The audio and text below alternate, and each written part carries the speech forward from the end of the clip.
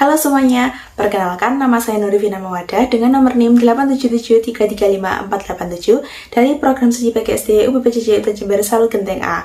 Video ini saya tujukan untuk memenuhi dan menuntaskan tugas tutorial 3 mata kuliah filsafat ilmu dengan materi pilar-pilar pendidikan dan relevansinya di era digital.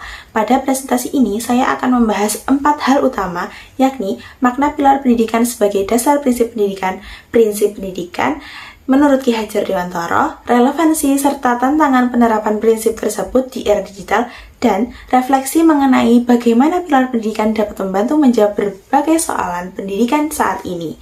Oke, mari kita simak video penjelasannya. Yang pertama, pilar pendidikan sebagai dasar sistem pendidikan. Pada slide pertama ini, saya akan menjelaskan mengenai makna pilar pendidikan. Pilar pendidikan diartikan sebagai dasar atau tiang penyangga yang menopang seluruh sistem pendidikan. Pendidikan merupakan salah satu pilar penting dalam pembangunan bangsa karena berperan dalam membentuk sumber daya manusia yang berkualitas. Dalam materi yang telah dipelajari, dijelaskan bahwa pendidikan tidak hanya berfungsi untuk mentransfer ilmu pengetahuan, tapi juga membentuk karakter, keterampilan, dan kemampuan peserta didik agar mampu menghadapi perubahan zaman. Oleh karena itu, pendidikan menjadi fondasi utama bagi kemajuan masyarakat dan negara. Yang kedua, prinsip dasar pendidikan menurut Ki Hajar Dewantara.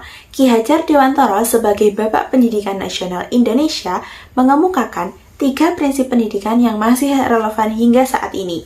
Yang pertama, Engaso Suntulodo, yang berarti di depan memberi teladan.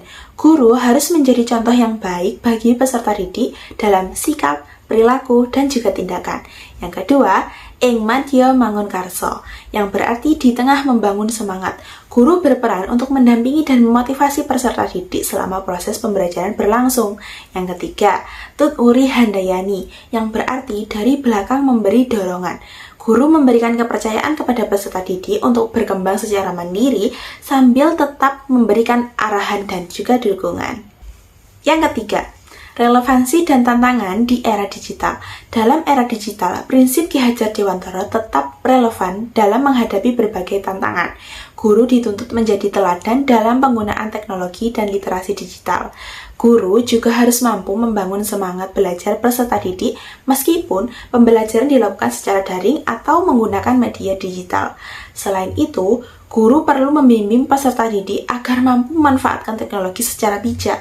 Tantangan yang muncul antara lain penyalahgunaan teknologi, rendahnya literasi digital, menurunkan interaksi sosial, serta pengaruh informasi yang tidak sesuai dengan nilai-nilai pendidikan.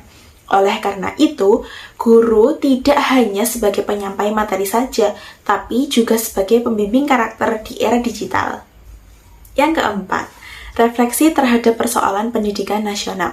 Jika diterapkan secara konsisten, prinsip pendidikan Ki Hajar Dewantara dapat menjawab berbagai soal pendidikan nasional saat ini. Guru yang menjadi teladan, motivator, dan pendamping dapat membantu meningkatkan kualitas pendidikan sekaligus membentuk karakter peserta didik. Di tengah tantangan globalisasi dan perkembangan teknologi yang sangat cepat saat ini, pendidikan tidak cukup hanya berorientasi pada penguasaan ilmu pengetahuan saja, tapi juga harus membentuk manusia yang berkarakter, kreatif, inovatif, dan bertanggung jawab. Dengan itu, prinsip pendidikan Ki Hajar Dewantara tetap menjadi pilar penting dalam mewujudkan pendidikan Indonesia yang bermutu dan mampu menghadapi tantangan masa depan. Jadi, dapat disimpulkan bahwa pendidikan merupakan pilar penting pembangunan bangsa. Prinsip pendidikan Ki Hajar Dewantara masih sangat relevan untuk diterapkan dalam menghadapi tantangan di era digital, serta menjadi solusi dalam meningkatkan mutu pendidikan nasional dan membentuk generasi yang berkarakter serta berdaya saing. Baik, sudah selesai penjelasan dari saya, kurang lebihnya mohon maaf. Wassalamualaikum warahmatullahi wabarakatuh.